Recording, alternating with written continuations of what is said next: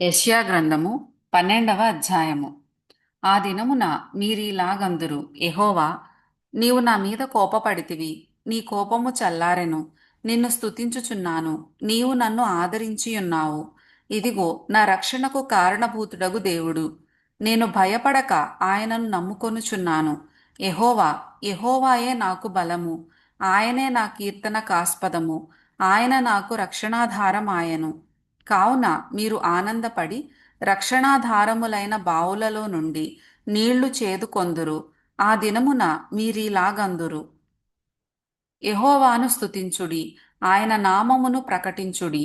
జనములలో ఆయన క్రియలను ప్రచురము చేయుడి. ఆయన నామము ఘనమైనదని జ్ఞాపకమునకు తెచ్చుకొనుడి. యెహోవాను గూర్చి కీర్తన పాడుడి. ఆయన తన మహత్యమును వెల్లడిపరచెను.